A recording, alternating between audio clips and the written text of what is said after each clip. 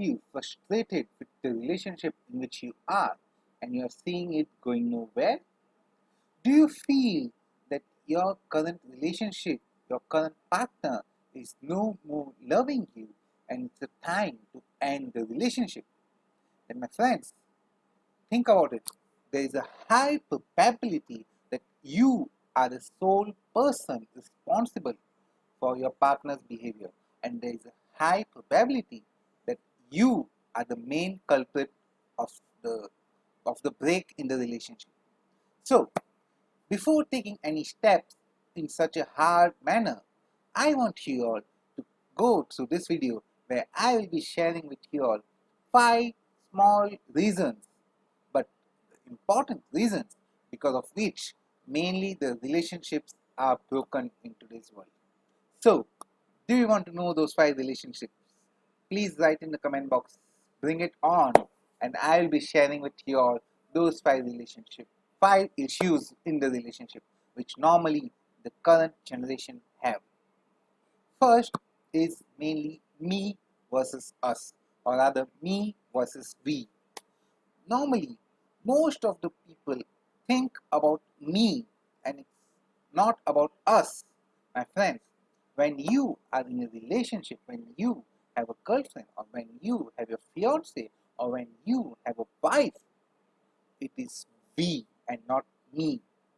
Trust me, it's the main issue in today's relationship. All of us says that I need my privacy, I need my world, I need my own space, so on and so forth. But my friends, when you enter into a marriage relationship, or when you enter into a engagement relationship, it's no longer me, it's about us.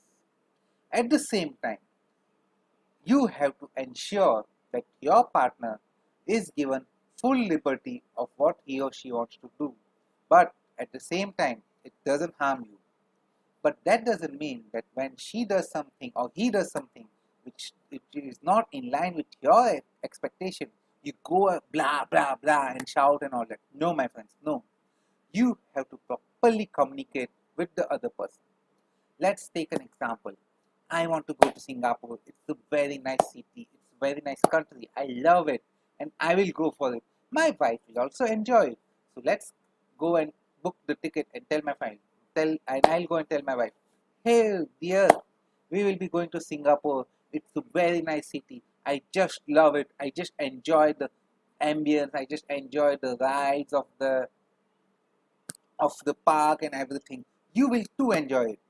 Do you see the difference? It's only about me, me, and me. There was nowhere us. I was, in fact, pressurizing her that she will enjoy it. It might be that she will not enjoy, or it might be that she had already gone to Singapore, but she didn't like it. I never asked her feedback about it. Can you see the gap? On the other side, if I tell my wife that, hey dear, I went to Singapore before our marriage, I really liked it. Do you want to see it? What do you think about it? If there is a proper conversation between two of us, she will feel valued and she will respond in a positive way. But in the previous example where I just said that, hey, we are going to Singapore, pack your bags and just start, that time she will be frustrated. She might feel a little subside that my husband is not even asking me whether I love to go or whether I don't want to go. And he's just enforcing that point that we will go to Singapore. So my friends, come out of that I nature. It is no longer I, it is we, it is us that we have to take care of. And you will see flourishing your relationship soon. The second point is listen. Many times in a relationship, I usually see people hearing to the other person and not listening to the other person. Confused? I'll explain it to you in more detail.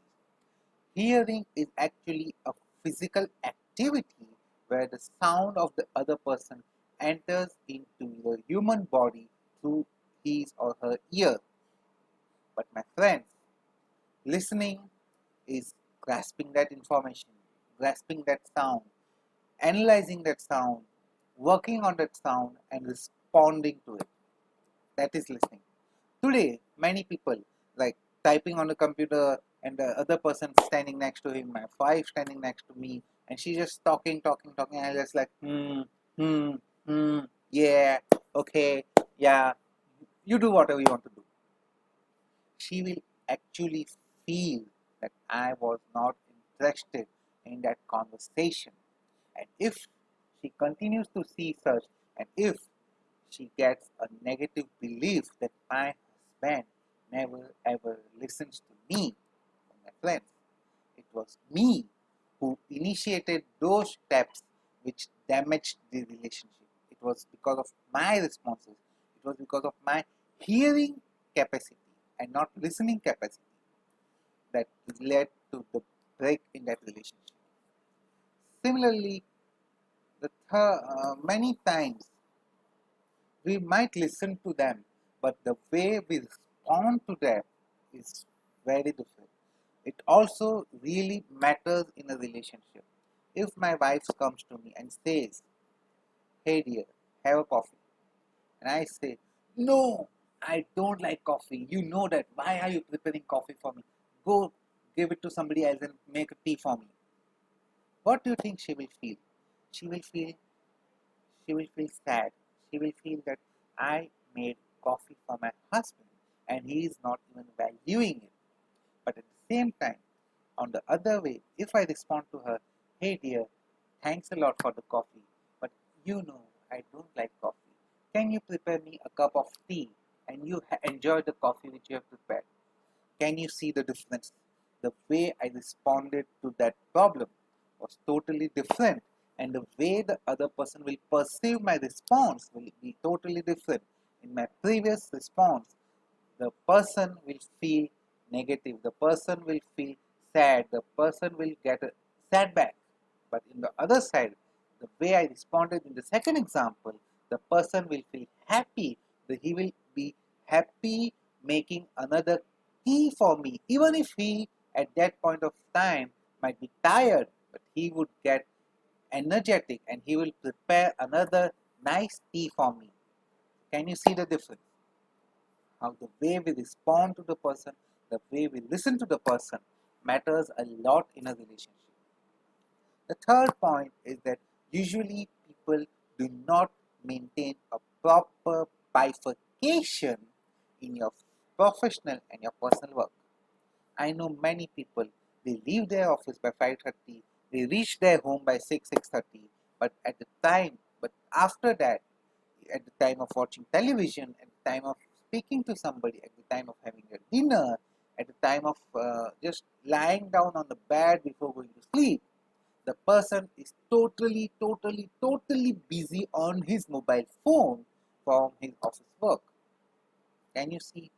If that's the case, why the heck did you came home? You would have been rather stayed at your office and you completed all your work and then came to your home. That would have been a better position. That in that way, you might have been in a better position. But in this case, wife will feel, or rather, the husband or spouse will feel that my spouse came home. I was so excited to have him at home. I prepared this dish for him. I prepared this something for him. I brought him a gift for him, but he didn't respond to my efforts. He just was fully busy at his office work and he never gave time to me. But, so, who was at the mistake? It was me. I was not maintaining a proper bifurcation between my office work and my home work. There is a possibility that some days it will happen where in you might be engrossed in your office work till 12, 1 a.m., 2 a.m. That is totally fine. Some days is absolutely fine. The partner will understand that there is a chances of this happening. But if you make it a habit, the partner will feel sad, the partner will get affected, and his response towards you will change sooner or later. On at the same time, there are it's not only about just being engrossed in your work. There is a possibility that you have completed all your work by 6:30, but you are so tired or you are so angry with one tussle which happened at your office that as soon as you reached home, you just blasted on everybody and anybody in your home. What do you think the other person will feel? I didn't do anything. I was working at my home. I was just preparing the food for my husband, and he just came and blasted at me. What was wrong with me? I didn't do anything. This little seed of differentiation, of tussle, of an angerment, of the argument which happened, or in fact, there was no argument. It was just you blasted at the other person, and he perceived it in such a manner that it got planted in his mind that my husband is just like that. Just forget it. This relationship will not go anywhere. What do you think the other person will start responding towards you? He will continue to respond to you in such, he will start responding to you in such a way that you are nothing. He will just be engrossed in his own work, you will be engrossed in your work, and your relationship will go nowhere. And you see the difference, the way we respond to people, the way we pass on the anger of our professional life in our personal life, the way we blast on other people. All this matters a lot in a marriage life. In fact, it's not even about marriage life. Be it your parents, be it your children, be it your cousins, be it your brother, sister, be it your uncle, aunt, be it your grandmother, grandfather, grandchildren, anybody. If you pour out anger on them for, something which they didn't do, it will affect your relationship. So be careful about this and ensure that you don't express your anger on the person who was not responsible for that anger. The fourth point is to value the good qualities in your partner. Nowadays, many people, whoever I have conversation with, they usually try to find out what is negative in this person, what wrong this guy is doing to me, and so on and so forth. But my friends, this is really sad fact about today's life. I'm sure this this needs to be removed from the thinking of people. One have to take 100% responsibility that it is because of me. It is not because of bad qualities of the other person. In fact, you should continue to find out good qualities another in the other person so that he will be so that your relationship with them will enhance, will grow, and it will reach new heights, and you will be amazed by your responses. Fifth and the last point, which I want to share with you all, is to start ignoring errors and mistakes of your partner and value the contribution which the other person is doing in your life. If you try to find out mistakes, I'm sure you will find one or two or three or five. But if you start counting the positive aspects of the other person, I'm sure within seconds you will find at least 10 positive points of the other person. She prepares good food, she is having good life, he enjoys his walking, he enjoys this, he is a good person at communication, so on and so forth. If you try and find out positive aspects, you will be able to find n number of positive points about the person. But if my friends, if you continue to find mistakes in the other person, you will continue to bring breaks and bring cracks in your relationship. So stop doing that. With this, my friends, I come to the end of this video. I hope you like the gist of what I want to inform and what I want to make you to understand. And I'm sure you will start applying these 5 points. You will take care of these 5 points and you will ensure that you will work towards flourishing your relationship. I hope you like this video. Please like, share and comment on the comment box below so that I come to know your feedback. Lastly, I want to share with you all that I have a group called Abundance Miner on Facebook where I keep on sharing such informative videos, blog posts about relationship, about wealth creation, about mindset, and many of the group members today almost there are more than 250 plus group members in it, and they use those videos, blog posts, and podcasts in their life, and they are taking their life to the next level. So, if you want to join that journey towards your own success, do connect with me on Facebook Messenger and I will add you in that group. With this, I finally come to the end of this video. Hope you had a great time. Goodbye, take care, God bless, and wish you all a lot and lot of abundance.